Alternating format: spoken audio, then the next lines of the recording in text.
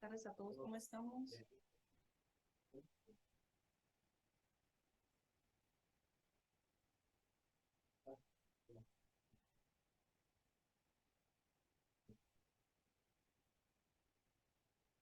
Hoy sí tenemos nítido el internet. Primero Dios.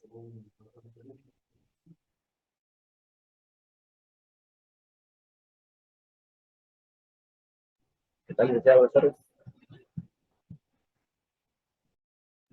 Una preguntita rapidita, disculpe que la moleste. Es que estamos haciendo una tarea sobre el fideicomiso, pero no sé dónde encontrar el tributo SPA. ¿Usted nos puede dar una idea?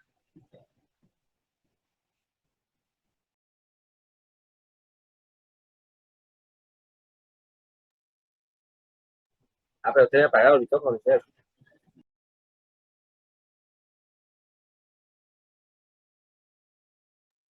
Listo, listo. Gracias. No, me decía algo del fideicomiso. ¿Dónde encontrar qué cosa? Algo de una tarea. Ajá, ¿dónde encontrar los tributos que paga? El fideicomiso como tal. Lo que pasa es que el fideicomiso se hace mediante escritura pública. Entonces recordemos que la escritura pública del fideicomiso, ese es un contrato, ¿verdad? Que tiene tres partes. Una de esas partes es el banco como tal, pero para eso se firma una escritura pública denominada fideicomiso. Si dentro de la ley del IVA o dentro de la ley del timbre no se establece un tipo impositivo específico para el contrato como tal, entonces nos vamos al género de la ley del timbre fiscal, en el artículo del hecho generador, creo que es el artículo 2, numeral primero, en relación a los contratos civiles y mercantiles. Entonces sería el 3%. Exactamente. Si no hay un tipo impositivo específico para el fideicomiso como tal, que si no estoy mal, no, porque es un contrato. Licenciada, perdón, ¿Sí? respecto a lo que estaba diciendo el compañero, no sé si queda aquí que en el artículo 792 dice que está exento, o sea, dice el documento constituido de fideicomiso y la traslación de bienes en fideicomiso al fiduciario están libres de todo impuesto, el artículo 792 del Código de Comercio.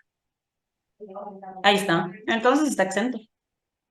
Si no Ah, está afecto, si no está, así pues, si está exento, no está afecto. Pero si estuviera afecto, si hubiera que buscar un tipo impositivo y el tipo impositivo no está de manera literal dentro de la ley del IVA o de la ley del timbre, se utiliza el artículo 2 de la ley del timbre en relación al hecho generador en el numeral primero donde establece los contratos civiles y mercantiles. Cuando usted da algún contrato, no lo hay de manera literal y no tenga un tipo impositivo específico, entra en contratos civiles o mercantiles, en el género. gracias, licenciada. Gracias a usted, Lubina. Gracias, licenciado. ¿Qué los pusieron a hacer en... ¿Y eso dónde fue? En mercantil. Ah, el Licmelini o Ovidio. Ovidio Parra. Ovidio. ¿Y qué los pusieron a hacer? Es solo encontrar los impuestos que paga el contrato de fideicomiso. Ok. En el Código de Comercio ponen en el buscador fideicomiso y le aparece un montón de veces fideicomiso y lee un poquito. Le iba a salir lo que Lubina nos dijo, que está exento. Es que nos acaban de dejar la tarea, pero a ver, Se lo ya la digo encontró, directo. pues.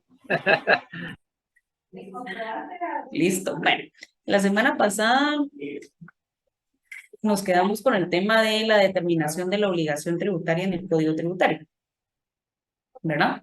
Vimos la determinación sobre base cierta y la determinación sobre base presunta. Si se dan cuenta, el Código Tributario pues es bastante como ordenado, ¿verdad? En ese sentido, creo que todavía habíamos logrado abarcar o medio tocar el tema de las obligaciones del contribuyente, de los deberes formales del contribuyente como tal, ¿verdad? Habíamos mencionado que una de las obligaciones es dar aviso de cualquier cambio ante la Superintendencia de Administración Tributaria bajo pena, en el plazo de 30 días, ¿verdad? Bajo pena de tener alguna sanción de carácter tributario. Recordemos que para la imposición de sanción hay un proceso como tal, que es uno de los procesos administrativos que está contemplado dentro de nuestro Código Tributario. Sin embargo, cuando ya entramos dentro del ámbito administrativo procesal y eminentemente judicial, hay pues dos acciones, por así decirlo, que son bastante importantes y que hay que tomar en consideración y que son genéricas en ambas etapas, tanto administrativa como judicial, que es el planteamiento de la demanda, cuáles son esos rasgos comunes, genéricos que debe de tener una demanda y la manera en que se llevan a cabo las notificaciones, así como los recursos, ya sea de carácter administrativo o de carácter judicial que se pueden presentar en contra de una resolución o en contra de una sentencia, dependiendo del tipo de recurso, de proceso del que estemos hablando, ¿verdad? Entonces, cuando nos vamos al domicilio fiscal, si ustedes se retrotraen a su Código Civil, cuando vieron en el Código Civil el tema del domicilio, ahí está el domicilio y la residencia como tal. Y recuerdo que cuando me enseñaron las clases de domicilio, que hay varias dentro de nuestro Código Civil, siempre nos mencionaban, y otros tipos de domicilios que estén contemplados en leyes específicas. Tal es el caso del Código Tributario con el domicilio fiscal. Ahí encuadra ese otro tipo de domicilio que esté contemplado en una ley especial, ¿verdad? Como tal. Ahora, Samuel, en relación al domicilio, los que contempla el Código Civil como tal, ¿cuáles son?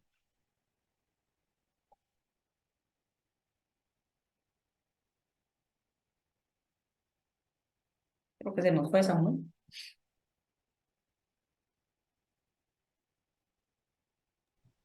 Perdón, licenciada, es que no lo escuchaba bien. Los tipos de domicilio según el Código Civil. Y el domicilio, eh,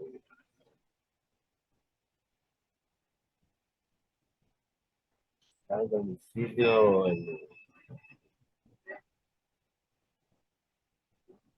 no me acuerdo, el permanente creo que es uno. Ujú. El, el domicilio,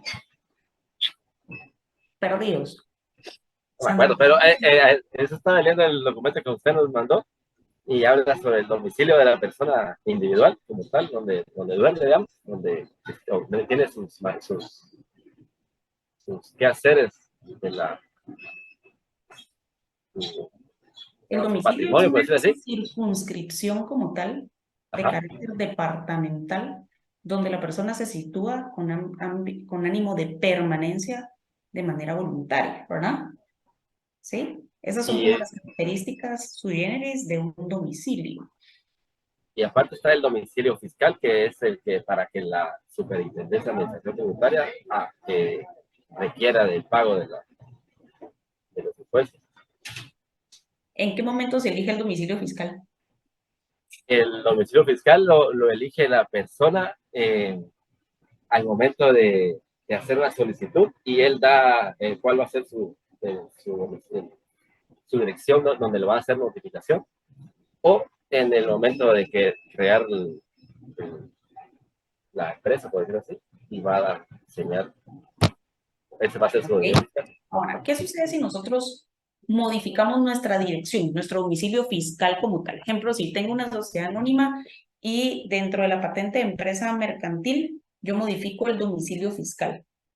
¿Cuál es el plazo que yo tengo para dar el aviso a la Superintendencia de Administración Tributaria? Eh, 30 días. 30 días.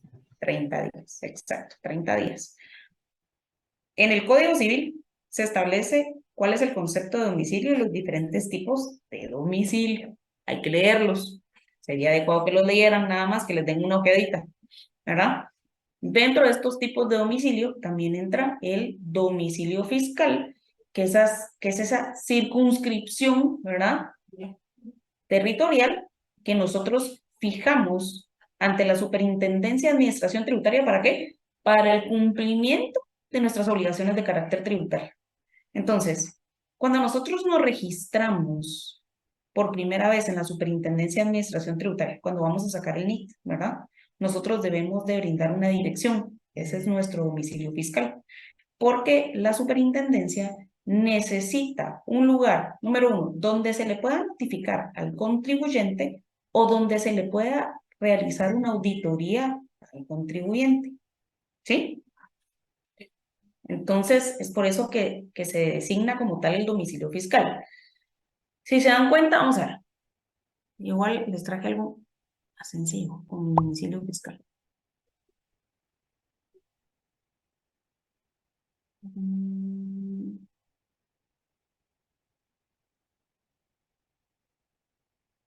Ahí está más genérico. La palabra domicilio involucra dos significados. Uno empleado comúnmente para designar la casa de habitación de una persona, el cual constituye el lugar mismo donde se encuentra su vivienda. Este significado se deriva del latín domicilium, el cual se originó de las voces domus, que significa casa, y colere, que quiere decir habitar. Entonces, el domicilio es conocido como el lugar en donde una persona decide vivir según su conveniencia o el lugar en donde están sus intereses, ya sea económicos o familiares. Esto es eminentemente doctrinario, claro está, ¿verdad? Ese sería, licenciada, como el domicilio de origen, digamos. El domicilio de origen, así es. O el domicilio voluntario, ¿verdad? Ahora, ¿cuál es el significado jurídico como tal? El significado jurídico tiene, claro está, su nacimiento en la norma, ya que la misma le designa a una persona el lugar en donde debe residir para el cumplimiento de sus obligaciones, para ejercer sus derechos y cumplir sus obligaciones, ¿verdad? Y el ejercicio de sus derechos. Este domicilio es reconocido por la legislación guatemalteca, según el artículo 36 del Código Civil. A partir de ahí está el tema del domicilio, el cual establece, eso es para Código Civil, o sea, algo general. El domicilio legal de una persona es el lugar en donde la ley fija su residencia para ejercicio de sus derechos y el cumplimiento de sus obligaciones, aunque de hecho no esté allí presente. Ahora bien, ejercicio de sus derechos. Yo como contribuyente puedo solicitar, ejemplo, un derecho que yo tengo es la solicitud de consulta. Otro derecho que yo tengo como contribuyente es solicitar la devolución del crédito fiscal. Claro está que ahí lo hago en base a mi domicilio fiscal, ¿verdad? No a mi domicilio, ejemplo, voluntario, a cualquier otro domicilio que esté en el Código Civil, sino al domicilio fiscal, que así se le denomina, para ejercer los derechos y obligaciones en materia eminentemente tributaria. Pero debemos de saber el género para después irnos a la especie. El domicilio fiscal, vuelvo a reiterar, esto es de carácter doctrinario, mientras que la definición que tenemos abajo es la definición jurídica. El domicilio fiscal, según el diccionario jurídico, es el domicilio que se declara a la hacienda pública y que ésta utiliza para las relaciones con el contribuyente. Si nosotros queremos ser un poquito más genéricos, recordemos que al menos en Guatemala tenemos una clasificación del sujeto pasivo de la obligación tributaria, ¿verdad? Y una de las clasificaciones es contribuyente y la otra responsable. Entonces, si nos queremos ir aún más a la matriz, nosotros no tenemos esa palabra contribuyente per se y que todos son contribuyentes, o así se les denomina, sino son sujetos pasivos, ¿verdad? Y claro está, hay una clasificación. Entonces, el artículo 114 del Código Tributario menciona, se considera domicilio fiscal el lugar que el contribuyente o responsable, ojo acá porque el Código Tributario es muy claro en hacer mención del sujeto pasivo, si se dan cuenta, porque menciona contribuyente o responsable, incluye ambas clasificaciones del sujeto pasivo. Entonces, es el lugar en que el contribuyente responsable designa para recibir citaciones, notificaciones y demás correspondencia que se remita, para que los obligados ejerzan los derechos derivados de sus relaciones con el fisco y para que éste pueda exigirles el cumplimiento de las leyes tributarias. Entonces, si ven, existen los derechos, claro está, de los sujetos pasivos, pero también el cumplimiento de las obligaciones de carácter tributario que estos tienen hacia con el fisco o hacia con el ente recaudador. ¿Por qué les menciono hacia con el ente recaudador? Recordemos que en el artículo 1, si nos regresamos, ¿verdad? Completamente al artículo 1 del Código Tributario, donde mencionaba el ámbito de aplicación del Código Tributario, ¿sí?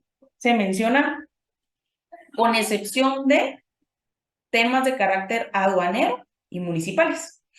Si nos vamos entonces al artículo 10, en donde se hace la clasificación de los tributos, y ahí tenemos a las tasas, podemos irnos también a la definición de tasas, si no estoy mal, está en el artículo 11, 12, 13, sí, 13, porque está previo a la obligación tributaria, está en el artículo 13, no, 12, miento, porque el 13 es contribución especial y contribución especial por mejoras. Entonces está en el artículo 12 del Código Tributario, hace mención a que el ente recaudador ahí es la municipalidad.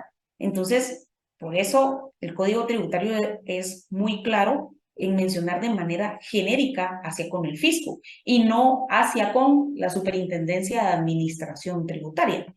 Porque si no mal recuerdan, cuando nosotros vimos derecho financiero, y en el derecho financiero mencionamos, bueno, el derecho financiero tiene 4 grandes ramas, ¿verdad? La PMT, ¿sí? La P al cuadrado, la M y la T. Y la T era pues derecho tributario.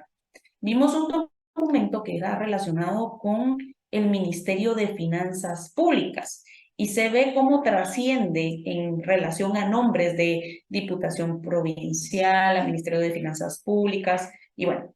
Asimismo, no sé si en algún momento se los compartí, si no, pues qué bueno, porque era abundante el documento.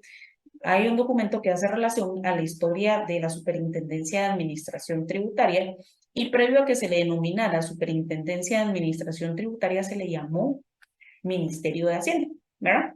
Entonces, ahora, ¿por qué menciona entonces el fisco? Porque utiliza una palabra genérica para hacer mención a todos esos entes recaudadores y que posiblemente en un futuro, no sabemos, la Superintendencia de Administración Tributaria tal vez deje de denominarse así y se denomine fisco. Ejemplo, ya cambié el nombre, ¿verdad?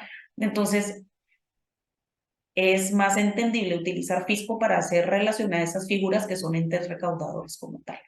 Dentro de nuestro domicilio fiscal, recordemos que el derecho civil, porque el derecho civil es la base, al final de cuentas, de casi que todo el derecho, si se dan cuenta. El derecho civil, ¿sí? Alberga algo que se llama una figura legal, que está dentro del libro 1 y está dentro de los primeros artículos, si no mal recuerdo, que se denomina persona. Cuando nosotros, dentro del ámbito jurídico, mencionamos persona, hacemos relación a que puede existir, según la clasificación, una persona individual o una persona jurídica. Por eso es que yo en su momento, creo que fue hace como 2 clases, yo les mostraba, cuando aperturamos una empresa individual, se ata al régimen tributario o al NIT que tenga la persona individual, les mencionaba. Mientras que cuando aperturamos una persona jurídica, nace, por así decirlo, un bebé nuevo al mundo del derecho con sus propios derechos y obligaciones, antecedentes, NIT y todo lo demás, ¿verdad? Entonces, en el derecho tributario, en el derecho fiscal, en el derecho como tal, la persona, cuando nos referimos a persona, hacemos mención de esa persona individual y de esa persona jurídica. Entonces, esa persona individual puede designar a un domicilio fiscal y la persona jurídica, claro está, también por ser una persona para el derecho que tiene personalidad jurídica propia, tiene sus propios derechos y obligaciones como tal, debe de tener también su propio domicilio. Entonces, el Código Tributario nos hace mención de esa diferenciación como tal. En el artículo 114, el Código Tributario nos menciona el domicilio de las personas individuales.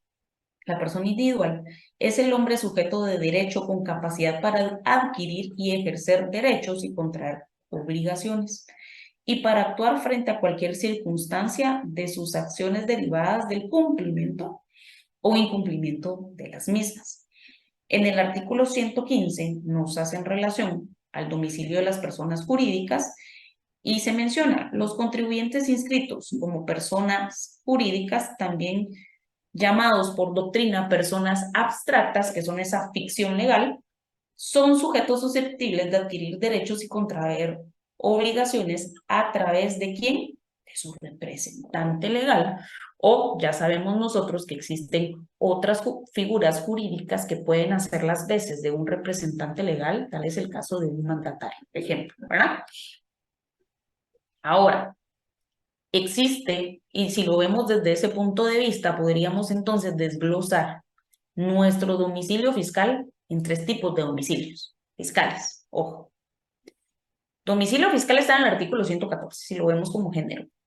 Y los 3 tipos de domicilio estarían en el artículo 115, 116 y 117. ¿Sí? 115, que es el de las personas jurídicas, el 116, que es el de las personas jurídicas, y el 117, que es el de las personas que desempeñen cargos oficiales en el extranjero. Entonces, nos menciona el artículo 117.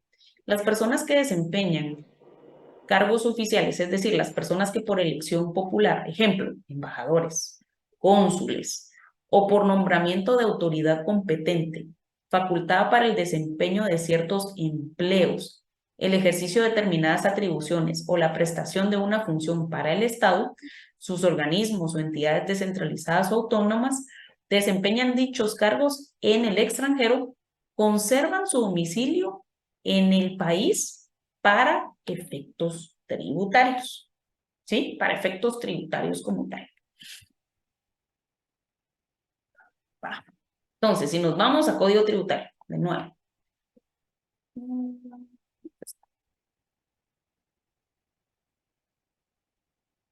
Si se dan cuenta, en el domicilio de las personas individuales, el contribuyente hay varias opciones en orden de prioridad como tal. El que se designe por escrito, ¿sí? El que se designe en alguna actuación. Ejemplo, cuando nosotros presentamos un memorial contencioso administrativo tributario, nosotros dentro de las partes del memorial mencionamos el lugar para recibir notificaciones. En ese caso, el lugar para recibir notificaciones puede ser el mismo o no del domicilio que yo tenga fiscal, ¿sí? En la Superintendencia de Administración Tributaria. Ejemplo, que ustedes cuando se inscribieron ante la Superintendencia de Administración Tributaria, pusieron el domicilio de su casa. Pero ustedes de repente van a presentar un memorial y el abogado que les auxilie les dice, pongamos mejor que nos notifiquen en la oficina, ¿verdad? Para que me llegue más próximo. Entonces, esa es una opción también. En el lugar de residencia, presumiéndose esta cuando su última permanencia en dicho lugar sea mayor de 1 año, como les digo, es en orden de prioridad. El lugar donde se desarrollan sus principales actividades civiles o comerciales, si se desconoce su residencia o hay dificultad para determinarla.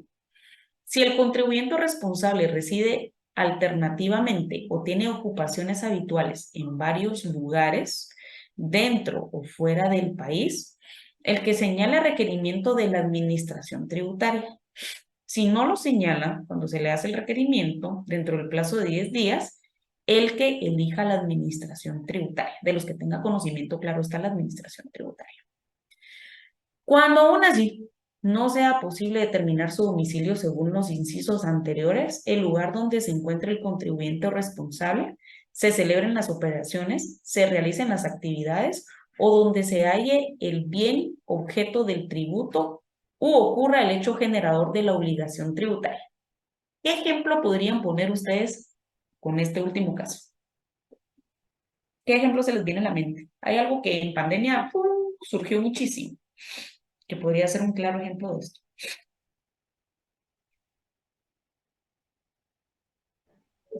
El home office, licenciada. Home office, ajá, pero tenemos un contrato y dentro del contrato normalmente se consigna la dirección donde presto mis servicios o se puede Ajá. estipular en el hogar, ¿verdad? Y normalmente si es en el lugar la administración tributaria, seguramente se va a ir al domicilio en el cual usted se registró inicialmente, ejemplo. Pero está bien. ¿Qué otro ejemplo se les viene a la mente? Gracias, Leonel. Ustedes no se dieron cuenta, o vean, El seguramente casillero electrónico, licenciada. el casillero electrónico, ajá. Ahora, yo no sé si ustedes se dieron cuenta que en pandemia crecieron un montón los emprendimientos en Instagram, en Facebook, ventas en línea. Y dense cuenta cuánto de esos emprendimientos, porque nadie es tonto, tienen dirección, casi ningún, o sea, radicísimo. Entonces, realmente, ¿dónde encuentro yo a esa persona o grupos de personas que están detrás de esa red? Pero, ¿qué sucede si yo tengo productos, porque tengo clientes emprendedores, ¿verdad? ¿Qué sucede si yo tengo producto, lo vendo en línea, no estoy facturando, pero en determinado momento yo veo la oportunidad que en un kiosquito donde venden varios productos me dicen, mira que puedes colocar tus productos y yo te los vendo y solo le dan una comisión? Entonces, se podría considerar que el lugar donde se les notificaría sería ahí, porque no los En el encuentro, domicilio comercial, digámoslo así. pero no está legalmente constituido si lo queremos ver desde ese punto de vista, ¿verdad? Porque al final de cuentas alguien más presta el lugar, alguien más lo está arrendando, alguien más le está ganando un porcentaje, pero no es el dueño real de esos productos, ¿sí? Si lo queremos ver desde ese punto de vista. Entonces, actualmente con el tema de lo digital, existe mucha evasión fiscal. La Superintendencia de Administración Tributaria está haciendo los esfuerzos por tratar de auditar a este tipo de entidades, pero tiene también otro tanto más de contribuyentes o de sujetos pasivos, a los que sí puede auditar, ¿verdad? Los esfuerzos igual no han avanzado mucho, ¿verdad? Todavía se está en eso, porque hay mucha informalidad, si lo queremos ver, en el comercio electrónico como tal, muchísima. Yo les pregunto a muchos de mis clientes cuando hay alguna capacitación para emprendedores y las personas no están legalizadas. Número uno, tienen miedo a legalizarse porque piensan que aunque no estén facturando, deben de tributar algo, ¿verdad? Por desconocimiento realmente, más que presentar una declaración a hacer. Dos, piensan que entonces ya van a estar atados a la Superintendencia de Administración Tributaria y los van a auditar saber cada cuántas veces, ¿verdad? Aunque se tenga movimiento muy bajo. Y yo le decía a una persona, ¿qué sucede si alguien en línea, de 10 clientes que usted vende en línea, uno le pide factura? Me hago el loco.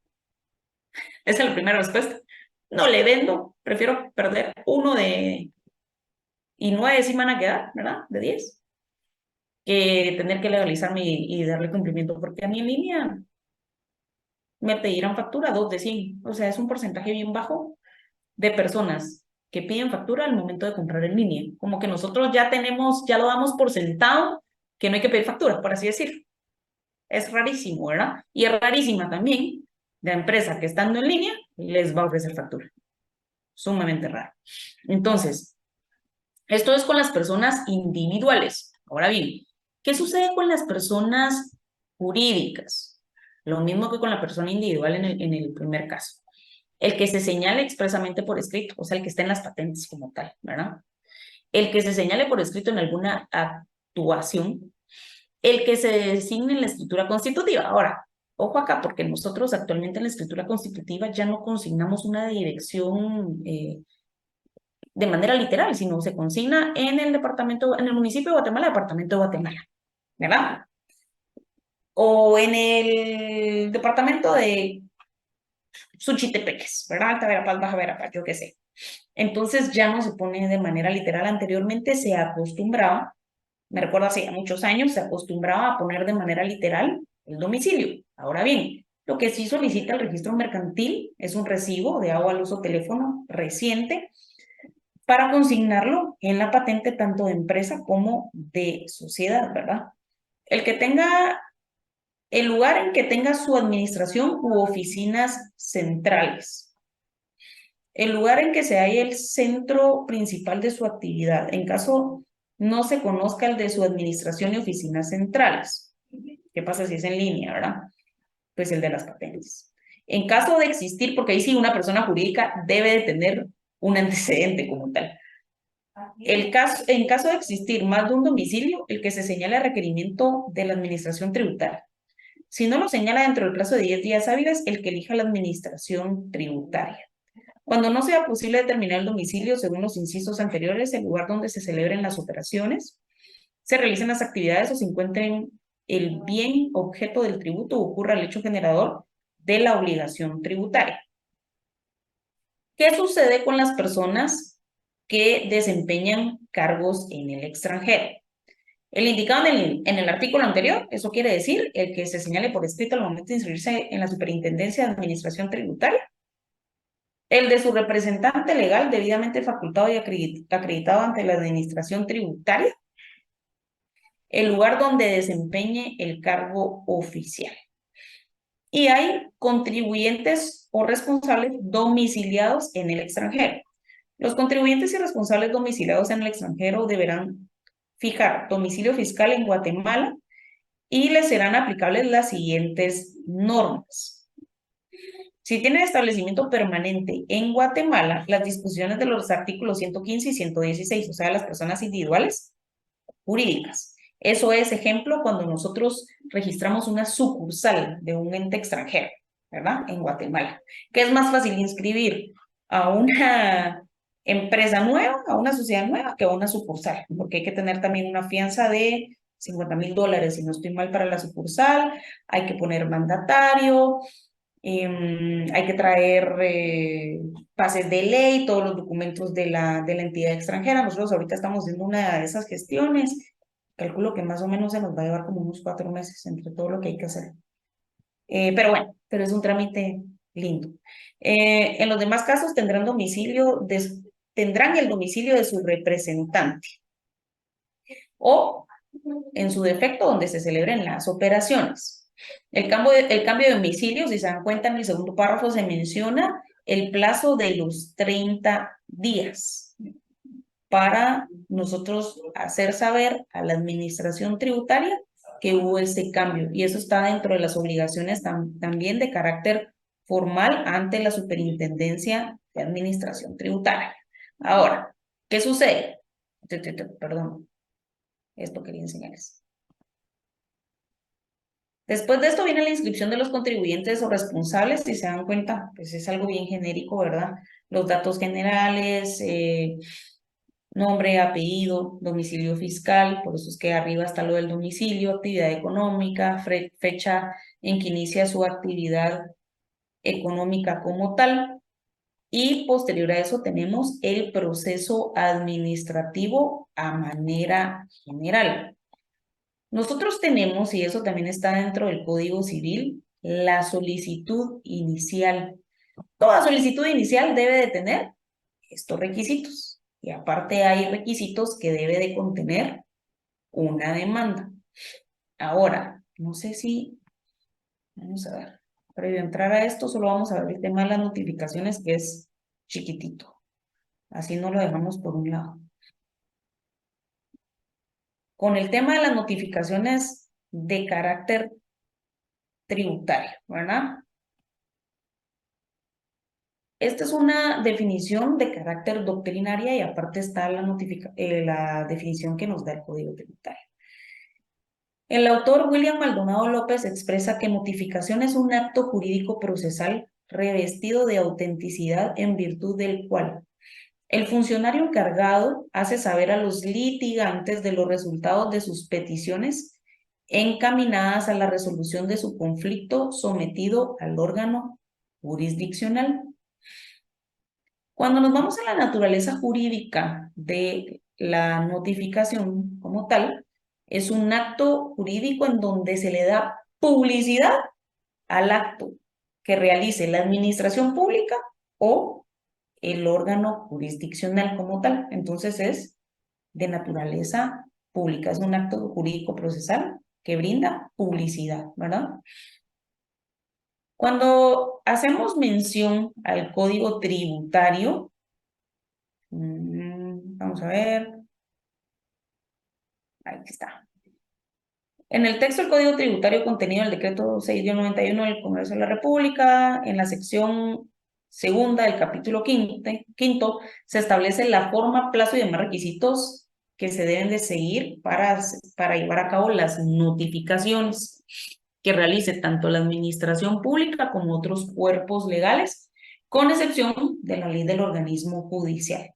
Con respecto a errores cometidos en la cédula de notificación, los cuales pueden testarse o entrelinearse. Ojo acá porque algo sumamente importante en el Código Tributario, y esto sí es bien importante, y mejor regreso al Código Tributario para que lo veamos de manera literal. Artículo 127, después, acá está, si se dan cuenta, acá está notificaciones, ¿verdad? En el artículo 127, ¿sí? Lugar para notificar. Las notificaciones a los solicitantes, contribuyentes o responsables serán en el lugar señalado por ellos en su primera solicitud. Si nos vamos otra vez al artículo 115, 116, 117 del Código Tributario, sería el apartado segundo, ¿verdad? Porque es el que hacemos mención en nuestro escrito. Entonces, mientras no fijen para el efecto y por escrito otro lugar diferente. Ojo, clases de notificaciones personales y por otro procedimiento idóneo. Ahí es donde entra, ¿verdad? Lo que mencionaba Sandra de la notificación que se puede hacer virtual, digital actualmente, al buzón, ¿verdad? Al buzón electrónico. Entonces, ahora, la ley del organismo judicial también nos menciona otro tipo de notificaciones que no son personales. ¿Cuáles son? Cuando nos menciona las notificaciones, las clases de notificaciones, la ley del organismo judicial nos brinda otro tipo de notificaciones, aparte de las personales. ¿Por medio de un notificador o por medio de un notario notificador? Esa es la forma de realizarlas. Ah, ya. Aparte son los tipos. Por los estrados, para que se vayan recordando. ¿Qué más? Hay que regresar a la LOJ. Por los estrados, por el libro de copias y por el boletín judicial. ¿Se recuerdan? Eso está en la LOJ, ¿verdad? Así que los recuerdo. Va. Ese es otro tipo de procedimiento idóneo. Y actualmente, claro, la ley del organismo judicial, ¿de qué año es? Existe también la notificación electrónica. Por eso es que la ley del organismo judicial, pues, no lo menciona, pero ya existe.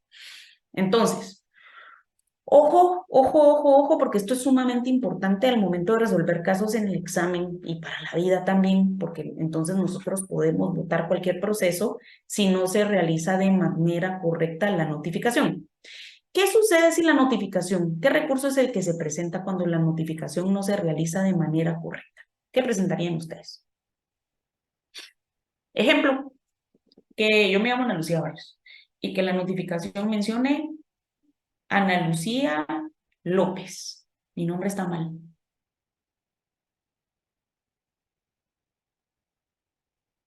Una podría ser no darme por enterada porque aunque la llevaron a mi dirección, no es mi nombre, no corresponde a mi Pero estatus. ¿usted qué hace? Algo tiene que hacer, ni modo. Si se la queda, usted da por hecho que sí fue notificada. Sí, El proceso sigue. ¿Qué sucede cuando una notificación no se hace de la manera correcta? Una nulidad de la notificación, que eso está más adelantito. Una nulidad de la notificación. Ojo, a veces sucede también, a nosotros nos ha sucedido en la oficina, que nos vienen a notificar y que tal vez es para otro abogado del mismo nivel, por ejemplo.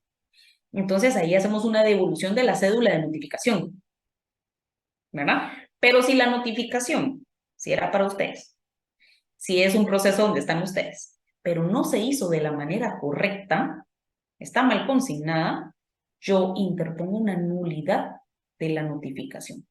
Y les voy a poner un caso que nos acaba de suceder, solo para que se den cuenta. Un cliente lo demandan por fijación de pensión alimenticia, por cobro de pensión alimenticia atrasada, ¿verdad? Y se tenían 3 días para impugnar.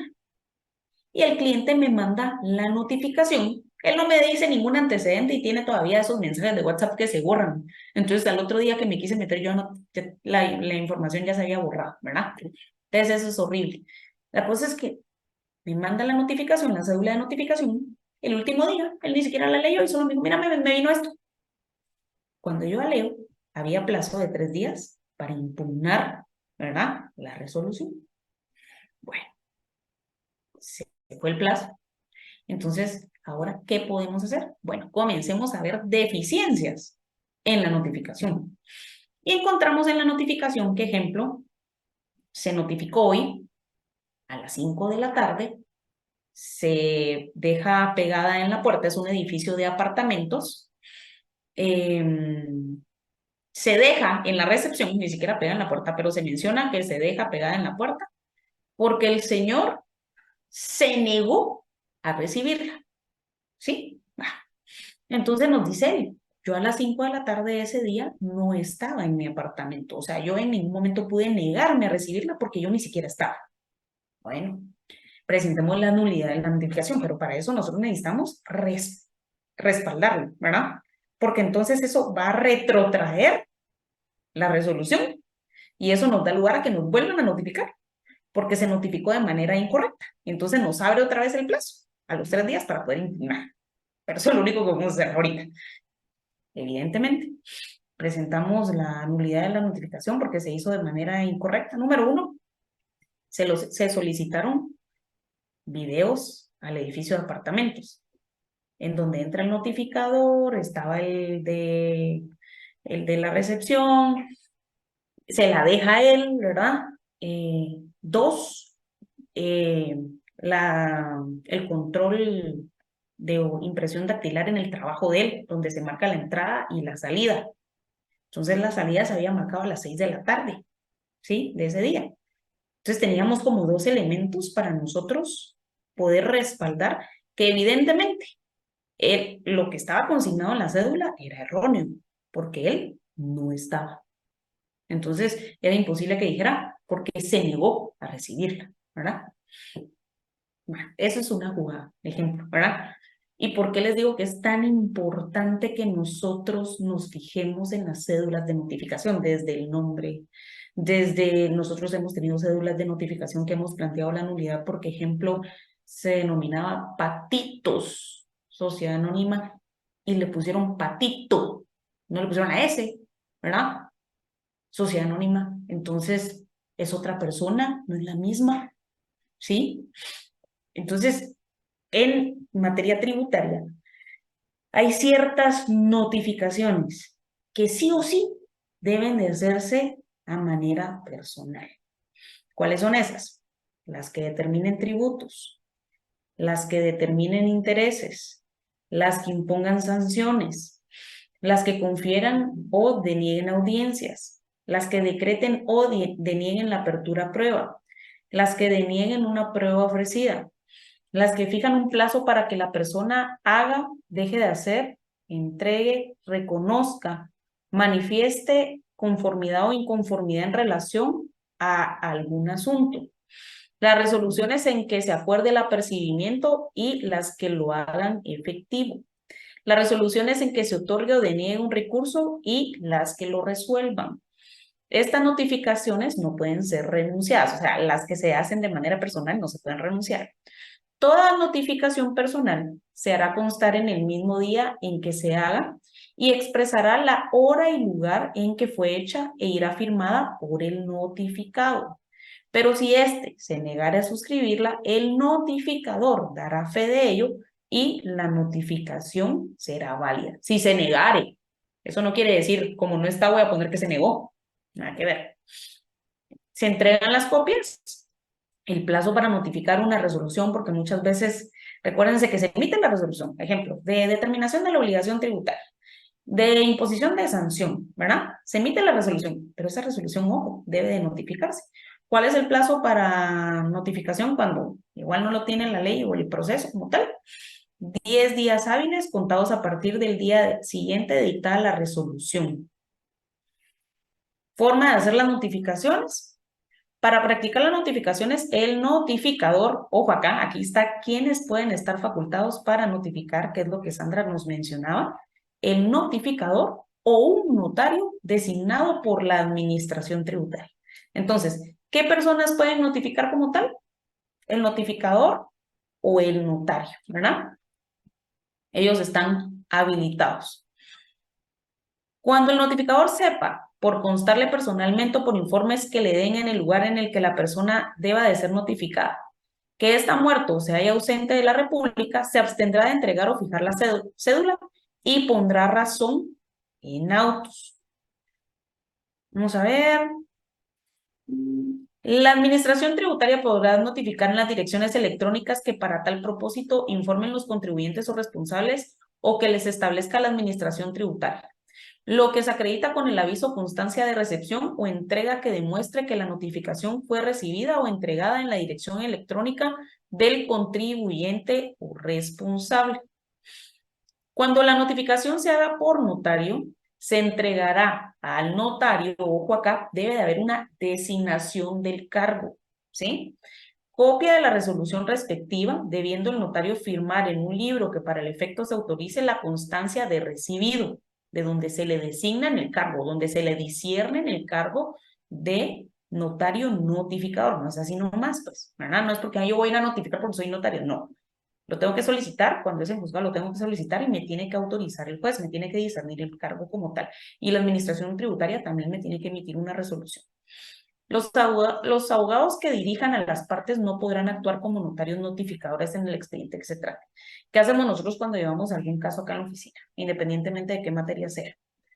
Un abogado es el que auxilia, ¿verdad? Y otro abogado también de acá de la oficina. Si necesitamos notificar porque pues, queremos ser más celeros en el proceso, otro abogado de los que está acá funge como notario notificador. Pero la misma persona no puede ser abogado, o sea, auxiliar, ¿verdad? En el proceso, defender, y ser al mismo tiempo notario notificador. Si no, es inválida la notificación como tal, se nos puede caer el proceso. Notificación por otro procedimiento. Copia de las resoluciones, facultad de darse por notificado, y aquí está la nulidad. Las notificaciones que se realicen en forma distinta de la prescrita en este capítulo son nulas. El notificador o el notario que las autorice incurre en multa, ¿verdad? Y responderá por los daños y perjuicios. ¿Sí? Ahora, ¿qué les quiero pedir para el viernes, por favor? Leamos el primer apartado, que sería de aquí a toda la parte administrativa como tal. Si se dan cuenta, viene el tema de la prueba, viene el tema de la solicitud inicial. Podríamos ver hasta este artículo, hasta el 150, requisitos de la resolución. Pero necesito que también lean su ley del organismo judicial y su Código Procesal Civil y Mercantil. Código Procesal Civil y Mercantil en el apartado de pruebas, en el apartado de la demanda del escrito inicial. ¿Por qué? Porque el Código Tributario no nos menciona de manera literal, tal cual lo hace el Código Procesal Civil y Mercantil, los 7 medios de prueba. Entonces hay que leer los medios de prueba con todo lo que conllevan. Si tienen tiempo, lean las excepciones, porque igual eso va a ser parte ya de este segundo parcial, porque nos viene el contencioso administrativo tributario. Pero bueno, si no, solo prueba, demanda, ¿verdad? En la ley del organismo judicial igual notificaciones, ¿sí? Y todo el apartado este genérico de el contenido de la solicitud inicial, lo que tiene el tema de la prueba, de la notificación, los requisitos de la resolución, para que ya lo veamos el viernes, por favor. Y así comenzamos ya a ver procesal administrativo. Que tengan un bendecida tarde y que todo les salga bien en su semana. Ha sido un gusto volverlos a ver. Hasta el viernes, primero Dios. Gracias. Adiós. Gracias, licenciado. Buenas